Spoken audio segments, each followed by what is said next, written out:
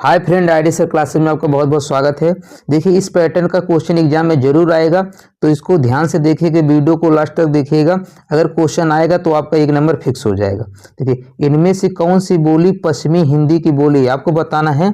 इनमें से कौन सी बोली है जो पश्चिमी हिंदी की बोली है, तो इसमें से कौन सी बोली पश्चिमी हिंदी है। देखिए, कन्नौजी भी होता है, कोरवी भी होता है और ब्रजभाषा भी होते हैं। ये तीनों किसके होते हैं? पश्चिमी हिंदी के। आपको इसमें और ध्यान रखना, देखिए कन्नौजी हो गया, ब्रजभाषा हो गया, कोरवी हो गया, और कोरवी को ही क्या बोलते हैं? कोरवी या खड़ी बोली, इसी को क्या बोलते हैं? या खड़ी बोली भी ध्यान देना आपको। इसको क्या बोलते हैं? खड़ी बोली भी बोलते हैं। क्या बोलते हैं? खड़ी बोली भी बोलते हैं। इसमें आपको और ध्यान रखना, एक होता है बुंदेली। क्या होता है? बुंदेली। क्या होता है? बुंदेली। तो इसका आपको चार ध्यान रखना, ब्रजभाषा, कन्नौजी, बुंदेली और कोरवी। कोरवी को क्या बोलते हैं? खड़ी बोली। ये किसके अंतर्गत आते हैं? पश्चिमी हिंदी के अंतर्गत आते हैं। देखिए, इससे संबंधित और कौन से क्वेश्चन पूछे जाएंगे ये देख लीजिएगा। इसमें पूछेगा, देखिए आपको अभी यही बताए हैं कि पश्चिमी हिंदी के अंतर्गत क्या आते हैं? कोरवी या खड़ी बोली आते हैं, या बांगरू या हरियाणी भी इसी को बोला जाता है। ये आपको ध्यान नहीं रखता, बस कोरवी और खड़ी बोली ध्यान रखना है आपको। एक ब्रज भाषा ध्यान रखना है, बुंदेली और कन्नौजी। ये किस हिंदी के अंतर्गत आते हैं? पश्चिमी हिंदी की। किसके अंतर्गत आते हैं? पश्चिमी हिंदी के अंतर्गत आते हैं। इसका ये क्षेत्र नहीं पूछता, बस यहीं से क्वेश्चन पूछेगा। इसके बाद पूर्वी हिंदी का आपको ध्यान रखना है। देखिए, इसका ट्रिक बता देते हैं, ABC क्या होता है? पूर्वी हिंदी के याद करने का ABC। ए से अवधी हो जाएगा, बी से बघेली, सी से क्या हो जाएगा? छत्तीसगढ़ी। तो पूर्वी हिंदी के अंतर्गत कौन आते हैं? अवधी आता, बघेली आता और छत्तीसगढ़ी आता है। इसी तरह राजस्थानी के अंतर्गत क्या आता है? मारवाड़ी। मारवाड़ी आता है, पश्चिमी राजस्थानी होता है। जयपुर या ढूढ़ाड़ी इसको बोलते हैं पूर्वी राजस्थानी को। और मेवाती उत्तरी राजस्थानी को। देखिए, क्वेश्चन पूछा था एक बार, उत्तरी राजस्थानी को क्या बोलते हैं? मेवाती बोलते हैं। और दक्षिणी को क्या बोलते हैं? मालवी बोलते हैं। अगला है, देखिए ये भी आपको ध्यान रखना है कि बिहारी हिंदी के अंतर्गत क्या आता है? भोजपुरी, मगही और मैथिली। बिहारी के अंतर्गत क्या आता है? भोजपुरी, मगही, मैथिली। और पहाड़ी के अंतर्गत क्या आता है? कुमाऊनी और गढ़वाली। क्या आता है? कुमाऊनी और गढ़वाली आता है। आपको ये क्षेत्र ध्यान नहीं रखना, बस इतना ही ध्यान रखना है।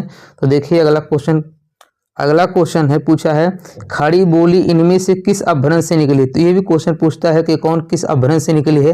तो देखिए, जो खड़ी बोली होता है ये किसके अंतर्गत आता है? पहले आपको ये ध्यान देना है कि खड़ी बोली होता है ये किसके अंतर्गत आता है? ये पश्चिमी हिंदी के अंतर्गत आता है। किसके? पश्चिमी हिंदी के अंतर्गत आता है। तो जो भी पश्चिमी हिंदी के अंतर्गत आएगा वो किस अपभ्रंश से निकला होगा?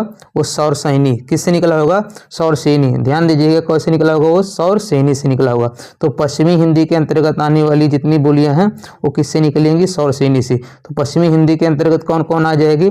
देखिए, खड़ी बोली क्या हो जाएगी? खड़ी बोली। इसी को क्या बोलते हैं? कोरवी। ब्रजभाषा क्या होता है? ब्रजभाषा होता है। और क्या होता है? बुंदेली होता है। बुंदेली होता है। और क्या होता है? ब्रजभाषा हो गया, बुंदेली हो गया, कोरवी हो गया, और क्या हो जाएगा? कन्नौजी हो जाएगा। क्या हो जाएगा? कन्नौजी हो जाएगा।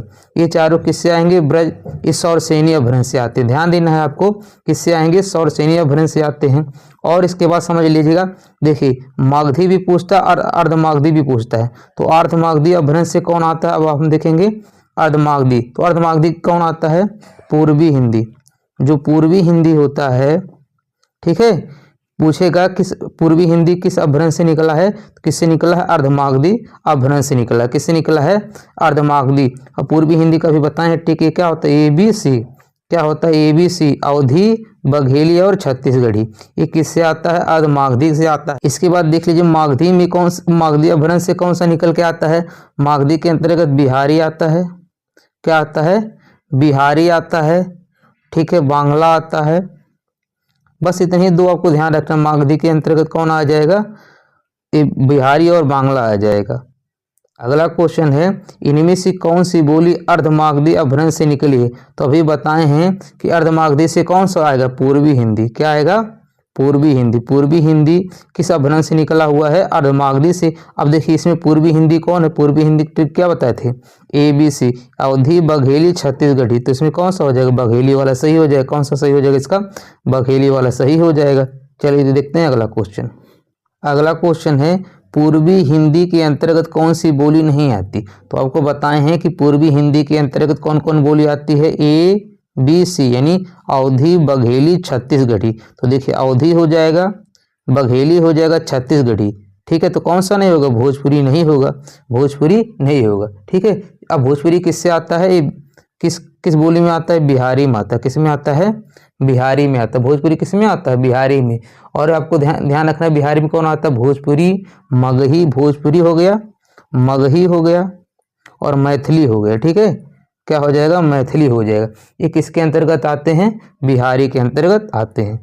अगला क्वेश्चन है, देखिए पूछा है कि भारत में संवैधानिक रूप से हिंदी का स्वरूप क्या है।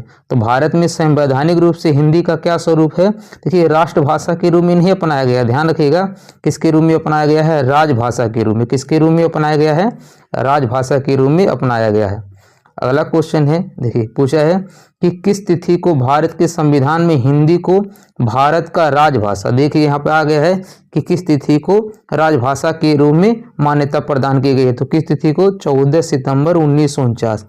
कब किया गया है, 14 सितंबर 1949 को मान्यता प्रदान किया गया। कब किया गया, 14 सितंबर 1949 को, 14 सितंबर 1949 को। ये क्वेश्चन काफी इंपॉर्टेंट है। अगला क्वेश्चन है कि 14 सितंबर को किस दिवस के रूप में मनाया जाता है। तो 14 सितंबर को किस दिवस के रूप में मनाया जाता है, हिंदी दिवस के रूप में मनाया जाता है। क्यों मनाया जाता है, इसके बारे में अभी बताए हैं। 14 सितंबर 1949 को इसको राजभाषा के रूप में मान्यता प्रदान किया गया था। किसके रूप में, राजभाषा के रूप में मान्यता प्रदान किया गया था। इसीलिए 14 सितंबर को हिंदी दिवस के रूप में मनाया जाता है। किसके रूप में, हिंदी दिवस के रूप में मनाया जाता है। अगर आपको पूछ ले विश्व हिंदी दिवस, तो आपको 14 सितंबर ध्यान रखना है, क्या है, हिंदी दिवस है।